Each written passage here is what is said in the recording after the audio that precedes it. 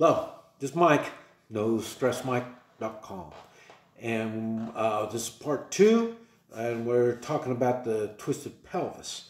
You'll see me reach underneath somebody, and what I do is I'll push the pelvis. What happens, the pelvis is not straight, and then I'll push it down. And when I push it down, it kind of hurts. They jump when I push it down.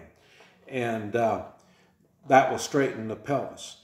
Once the pelvis is straightened, now you can do the rest of the work.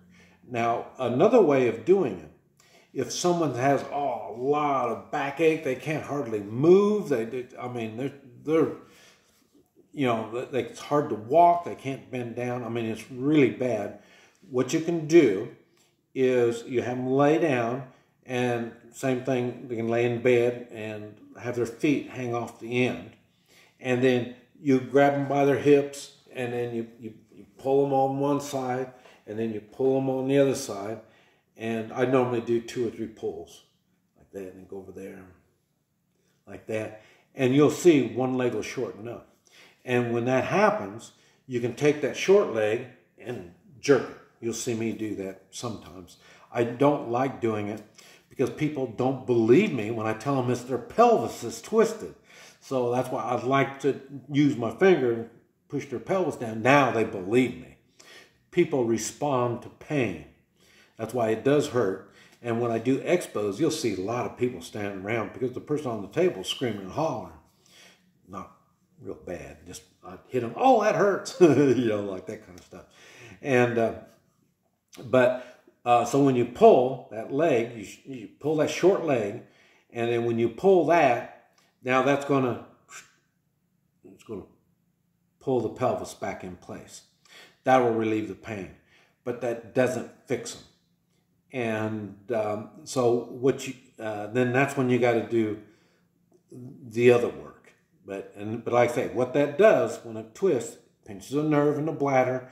You can't urinate properly, so the toxins aren't running out of your body like they should be.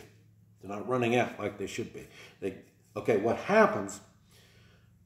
The lymph glands. There's lymph glands all over your body, but these are the main ones here and then right in there.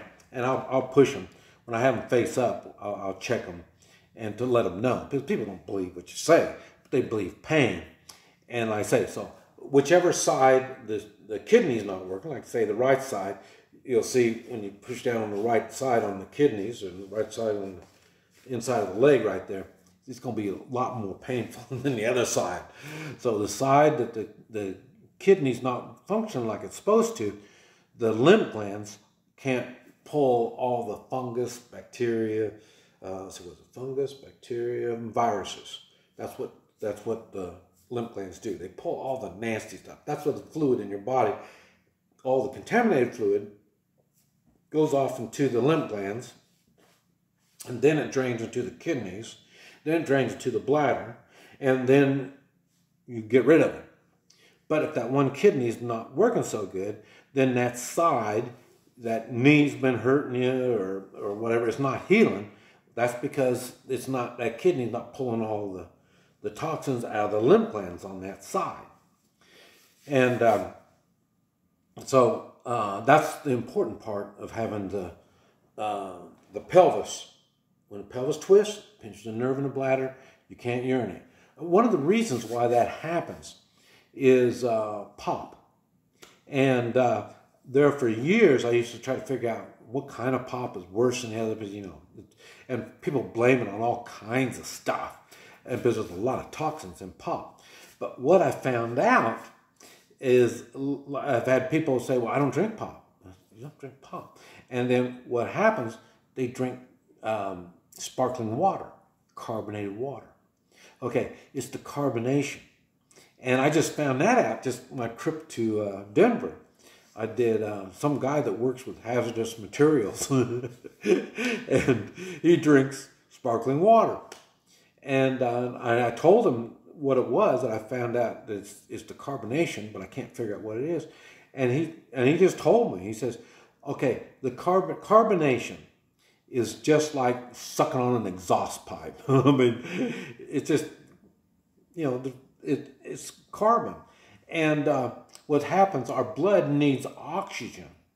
And we need oxygen, and it goes in our blood, and it helps everything. When you drink carbonated water, that kills the oxygen in your blood. So now I know. Okay. So, but anyway, so we find like I say, you turn them, and then you find a short leg, you can jerk it.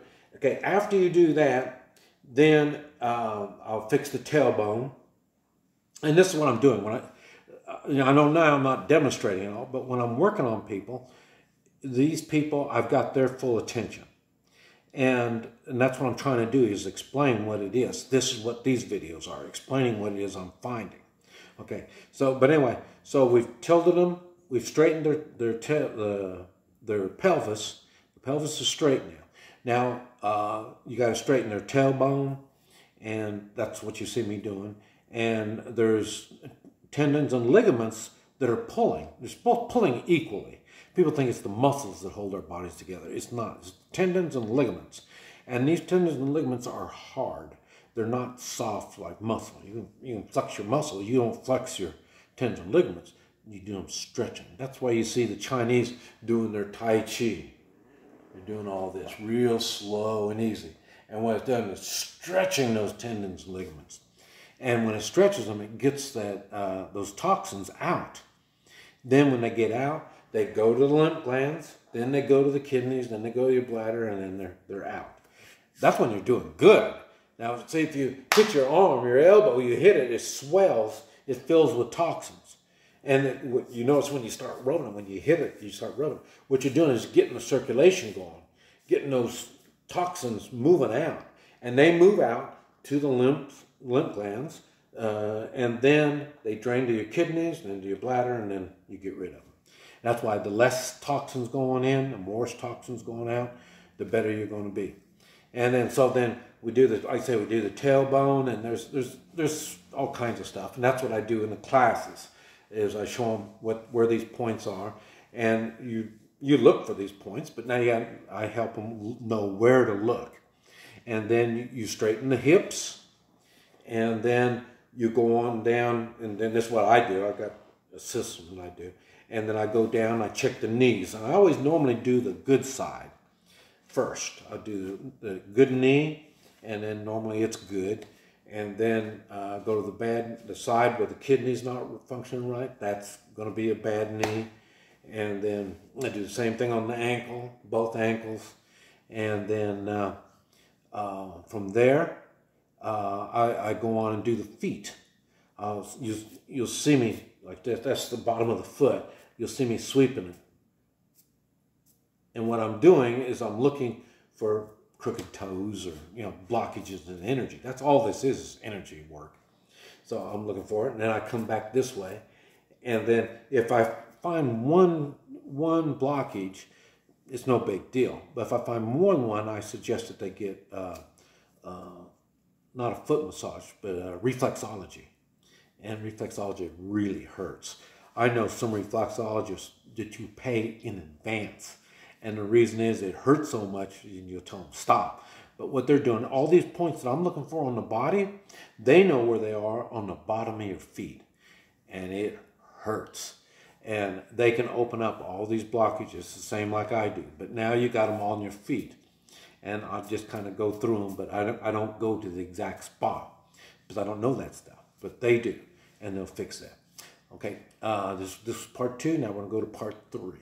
Mike, nostressmike.com.